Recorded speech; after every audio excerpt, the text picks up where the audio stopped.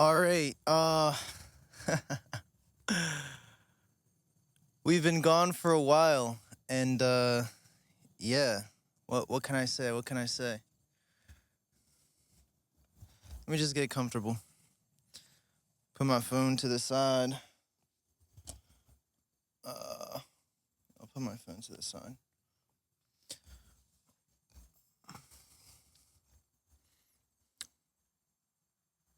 What do we have on our mind? I feel like. Let me fix this.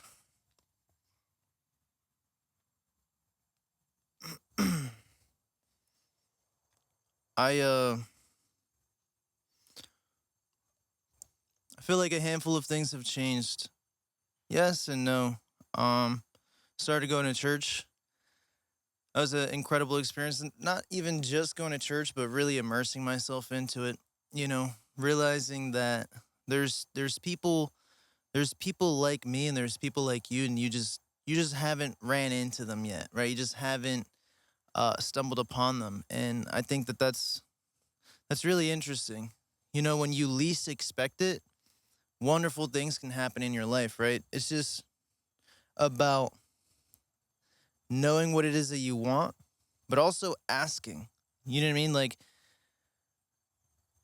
at the end of the day,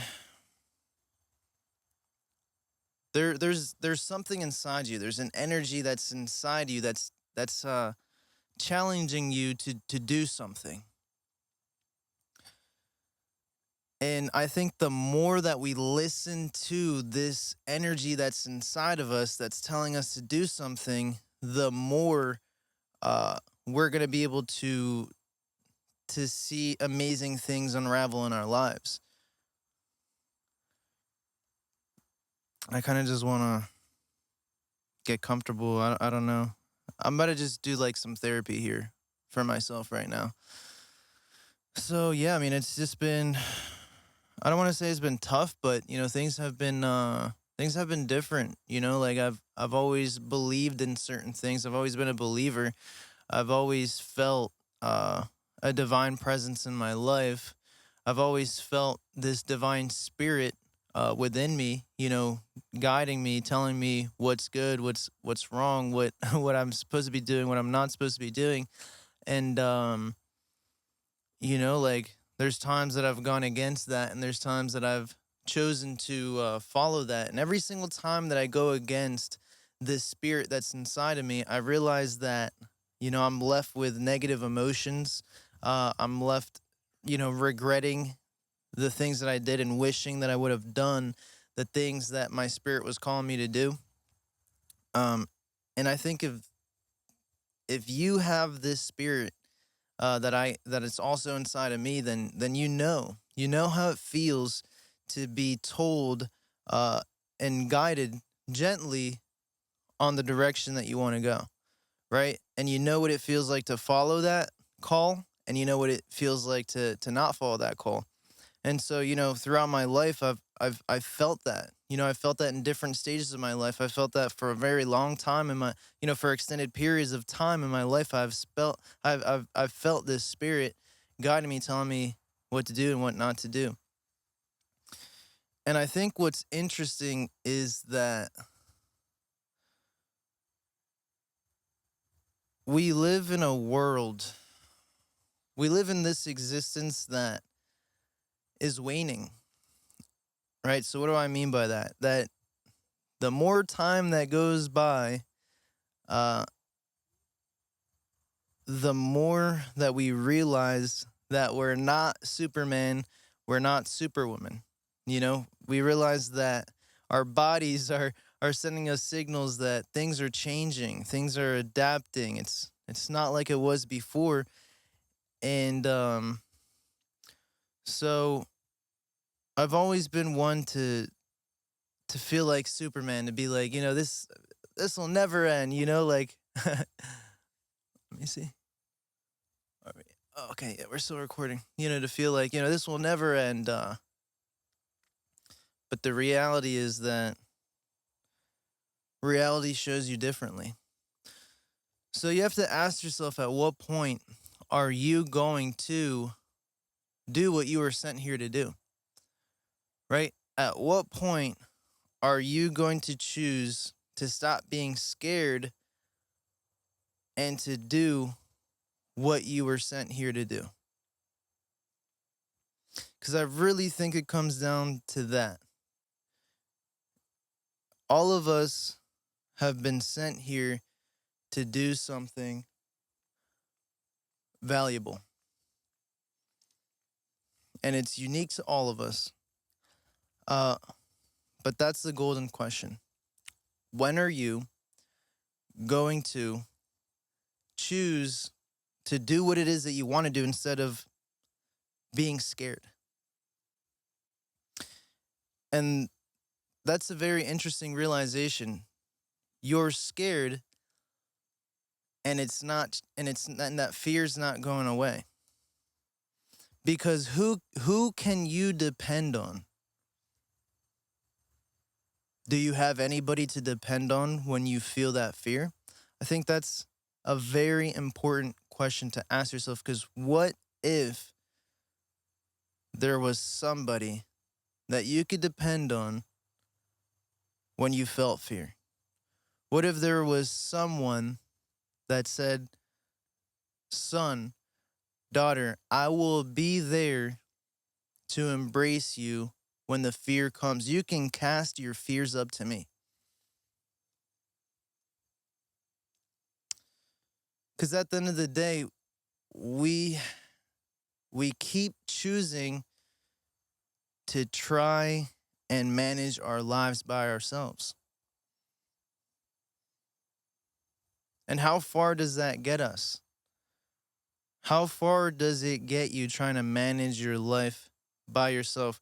We try and leverage friends and family to help us overcome our troubles.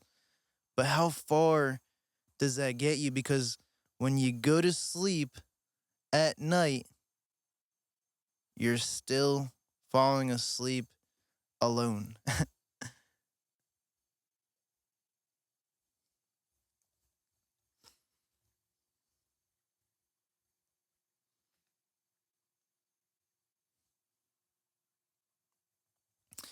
And at one point in life, you realize that this life and everything in it, what does it matter if at some point we're going to pass? What does it matter to gain and to achieve if at some point that's going to be meaningless? Because the same way we came in is the same way that we're going to leave. We came in with nothing and we'll depart with nothing. So the answer is, what is the meaning of life? That's the question. What is the meaning of life? Because what if there is a place that you get to go to after this? What will it matter if you gain the entire world? So, this is the thing. We were sent to a place where we could have all things and that we can have all things. But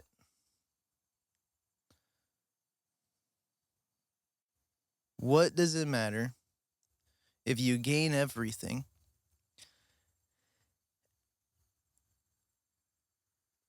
and you're at a distance with the person, with the entity, with the thing that has sent you?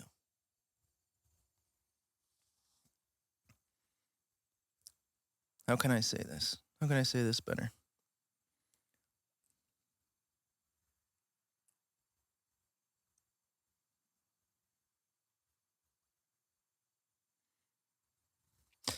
God gives and God takes away. And this is the thing. God will give to you, God will give to you, God will give to you. And sometimes He's going to take everything away if you forget who gave you those things. And that's the most beautiful thing that you could ask for at some points, because you have to take into consideration if you are enamored and you are blinded by all of the things that you're experiencing, you're going to forget that you came from somewhere and you're going to go somewhere. You came from somewhere and you're going to go somewhere. Let's say that that's true. Let's say that it's true that you came from somewhere and you're going to go from somewhere. What if you forget where you're going to go from? What if you forget where you're going to go from? And what if the place that you're going to go knows in the most loving manner that you've forgotten where you're going to go because of all the things that you've accumulated? Would it not be in your best interest for him to take those things away? Because when you have nothing again, when you're down and out, when you've lost everything, when you've lost friends, when you've lost relationships, when you've lost all the money, when you've realizing that health perishes, there's only one place that you can count on. And it reminds you that there's only one place that you can count on, because everything perishes. So wouldn't it be a gift if God can remind you, listen, I'll give you everything. I will give you everything. Do my will on this earth. But if you ever forget what's going on, I will be there for you. I will be there for you, and I'll remind you what's most important. I'll remind you what's most important. Because at the end of the day, you can kick and fight, you can scream and shout, but as far as we know it, there's going to be a day where you close your eyes for the last time. What was that guy's name?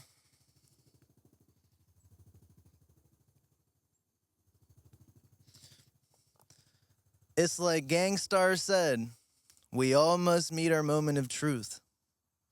It's the truth, you know? We can kick, we can shout, we can scream, but at the end of the day, we all must meet our moment of truth. And God does everything to prepare us for that. Because he loves us, he loves you, he loves me. And you have to understand that you can have every philosophy on the earth. You can think that, you know, you're articulating in your mind some sort of logical reasoning, but at the end of the day, all of that will go away, and you'll only have one last thing to depend on. And sometimes the Father comes in and reminds us that's true. And so what happens when you get there? Does that mean that it's over for you? Does that mean that you know, you just settle, give up? No, because at the end of the day, God comes in, he's gifted us a spirit to grow, he's gifted us a spirit to do good. And so at that point, you realize that you're probably not going to live forever. uh no, at that point you realize that you don't have control anymore. There's a point in your life when you realize that you can't control everything.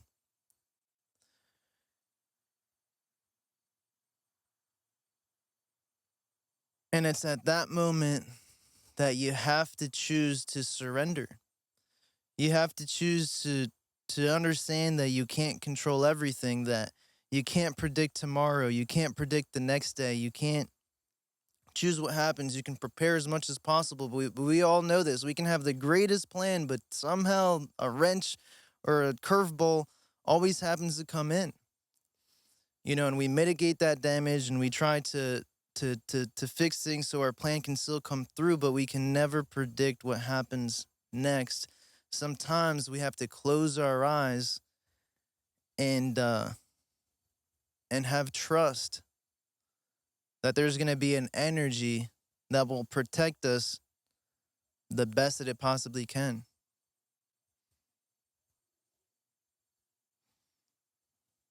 You can't predict tomorrow.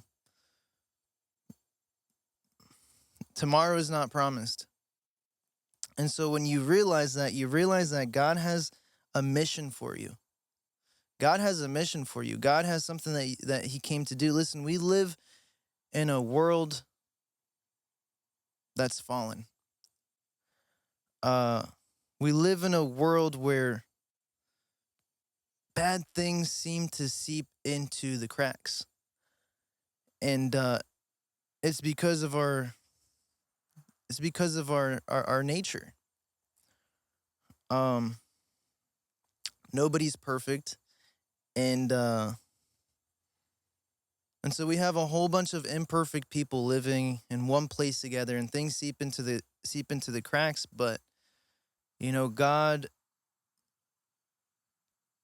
does want to do wonderful things. God does want to do marvels. God does want to give people hope and an expected end. God does want you to uh love and cherish and to call on the beautiful things of your nature.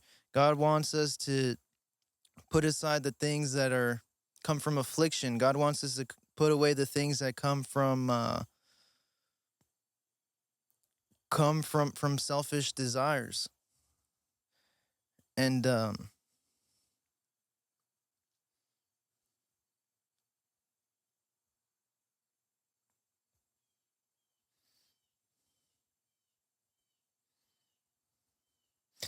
I can't ever tell you that this world will be a perfect, wonderful place where nothing happens, but I can tell you that you can do your part the best that you possibly can. You can do your part to spread kindness, to be gentle with others, to care for others, and to love one another. Um, and we all know this. We all know that we're not perfect. There's times where we're weak. There's times where we make mistakes. There's times where our flesh is calling us to do things that we know aren't good for us. They're not good for other people, and that's why we must have a spirit of forgiveness. You have to realize that nobody is perfect, and God has called us to be forgiving people. See, because if we live in a world without forgiveness, at the very least, without forgiveness, we'll have conflict with one another. So God tries to remind us to have a spirit of forgiveness, because there's one thing that you can count on, is that nobody's perfect. That somebody's going to be mad at one day. Sometimes somebody's going to say something that they didn't mean, and it's called upon us to see in others what we see in ourselves. See, you can learn a lot about somebody else just by observing yourself, right? You can learn a lot about somebody else just by observing the troubles that you have, the sadness that you have, the anger that you have, the guilt that you have, the shame that you have, the mistakes that you've made, the things that you regret, the things that you wish for, the things that you yearn for, the moments of times where you think, I just want that. I know that, maybe I shouldn't just grab it in the manner which I'm thinking that I should just grab it, but I just want that thing, and like, the more that you observe yourself, the more that you can understand somebody else. And you have a decision right there. You can say, dang, that person's vile and I'm vile. So let the strongest man win. Or you can say, listen, I'm not perfect. This other person's not perfect. And I forgive them before something even happens. What if we lived in a world where you forgave somebody before anything even happened because you know that they're like you?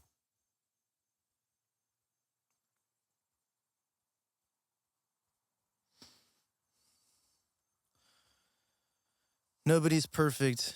You do your best to be as wonderful as you can. And I'll tell you what, when you get around people who love you, who have that same spirit inside of them, uh, you get a chance to be open about things that you wouldn't have had the chance to be open about before. And you have to understand that the place where things are hidden grows to have a nastiness about it. My mama.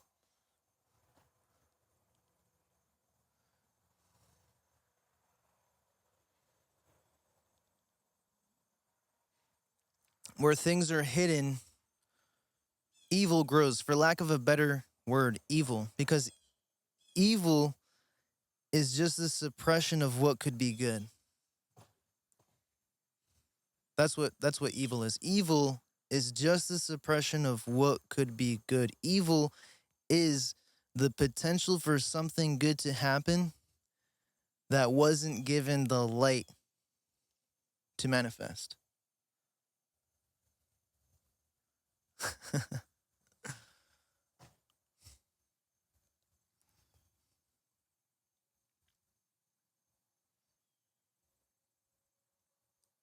You don't know what anybody else is going through. You don't know the reason why somebody feels the way that they feel. You have to understand that we live in a world where pain exists. We live in a world where one man judges another, where one person judges another. And sometimes we don't get the opportunity to discover ourselves freely because we're scared of how other people think. And so this is the thing.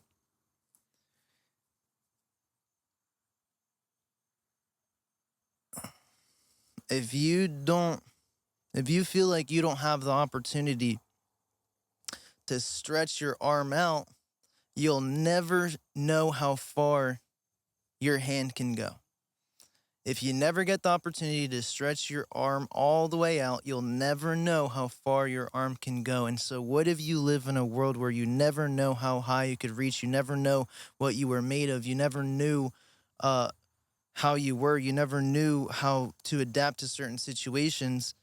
You can only imagine that. You could only imagine how much pressure you would feel from the world, and over time, negative experiences build up into a degree of bitterness and resentment. And so we have to be there for each other. We have to be there for one another.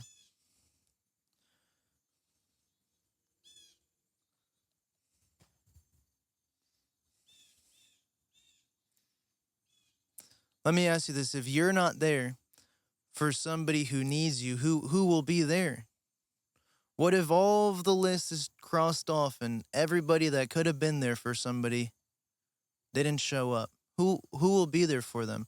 And what if they're lost? What if they don't know up and down? All they've known is pain. All they've known is abandonment. All they've known is a world that doesn't show up for them.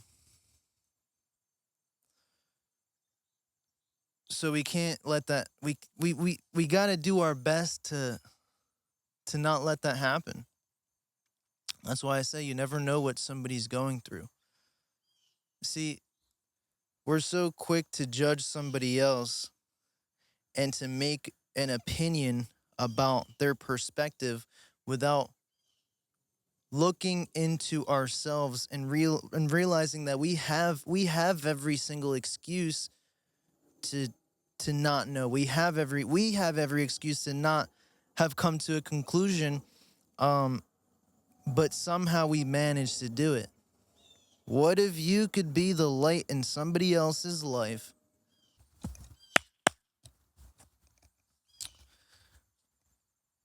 Sometimes the best thing that you can do is just be there for somebody, hear them out, help them understand what's going on in their lives, help them understand themselves, help them lead them to a place of discovery, and allow that process to unfold. See, we are not the ones that determine the experience of somebody else, right? We're not the one that determines the experience of somebody else, but we are. But love can heal deep wounds. And I think that's what we have to take into consideration, that love can heal deep wounds. Whether love can heal all wounds or not, the one thing that's true is that love, consideration, can heal deep wounds. And whether a person changes or not, we've been called to be loving and considerate and forgiving of them. Because if we don't forgive the people in our lives, we don't forgive the people around us, why should we ever be forgiven? If you don't forgive the people around you, why should you ever expect for somebody else to forgive you? Why should you ever expect that when the account of your entire life is looked upon, that you'd be forgiven? Why would you ever expect to be forgiven if you don't forgive others? These other people don't have to be perfect. You can have certain differences, but you can at least look at them and say, listen, we're different, but I got love. We're different. You can say, look, we're different, but I respect you. I know that we're different, but we can still come into the same, we can still come before each other and have respect for one another.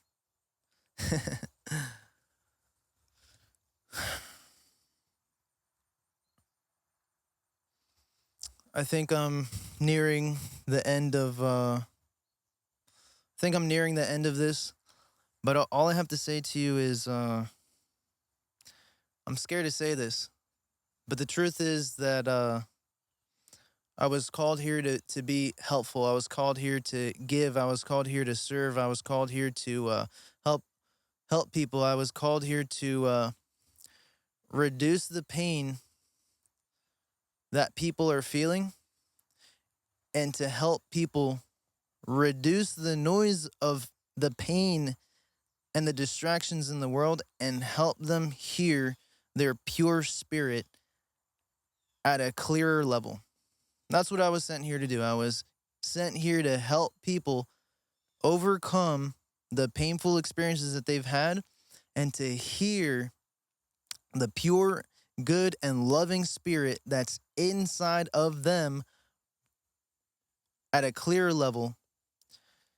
And so, what I'll tell you is that I've seen a lot, I've experienced a lot, I've felt a lot. I know what it's like to be sad. I know what it's like to be alone. I know what it's like to feel like I have nothing. Like I know what it's like to feel like I'm lost. I know what it's like to feel like I'm confused. And that's why I realized that the greatest thing that you can give somebody else is a lended ear. The best thing that you can give to somebody else is some of your time to hear them. And so that's what I've chosen to do. I've developed a method where I come in, I hear what it is that's going on in your life, I look into the purity of your spirit, and I help you see yourself more for what you truly are. You're a loving person, you're a wonderful person, you're a brilliant person, You're a person that is being called to do wonderful things. And that's the version of you that you got to remember. That's the version of you that you got to focus on, because I'm going to tell you what, the world's going to try and tear you apart. And not even the world, but yourself is going to try and tear you apart. It's going to try and tell you differently. But you are a very special person. And so, if you want my help, I'm really not sure how to offer this, but listen, I've I've uh I've tried everything. I've tried to theory craft how I would go through certain payment methods and X, Y, and Z, but realistically, listen, you never know how much time you have left. I never know how much time I have left. So I'm just here to serve. If you have a question, if you have a sadness, if you have something that you want to achieve, if you want to hear the spirit that's inside of you clearly and clearer, just send me a message. We can hop on a call, and I'm here to just help. I'm here to just serve. I'm here to give.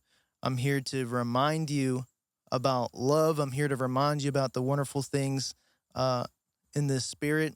I'm here to remind you that you're loved, that that God loves you, that God has a calling for you, and yeah, let's just talk. I'm not expecting anything from you. I just am here to help. I'm here to serve. I'm here to make you feel better. I'm here to make the world a better place. I'm here to help you love other people the way that you've been intended to love other people. So if that interests you, if that's something that catches your attention, just message me. We'll get together. We'll set up a call. I'll hear what you got going on, and yeah, we'll just clear the slate, clear the air, and get you to a place where you can go through life feeling fresh, feeling clear, feeling certain, and loving and serving other people. I appreciate you. Thank you for hanging out with me.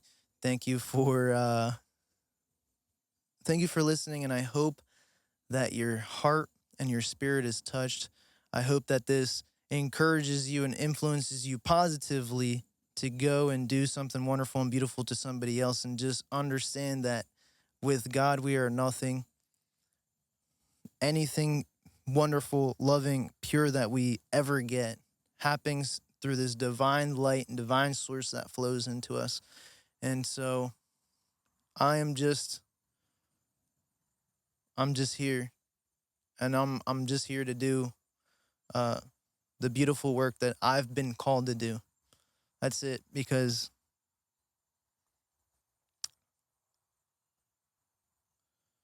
without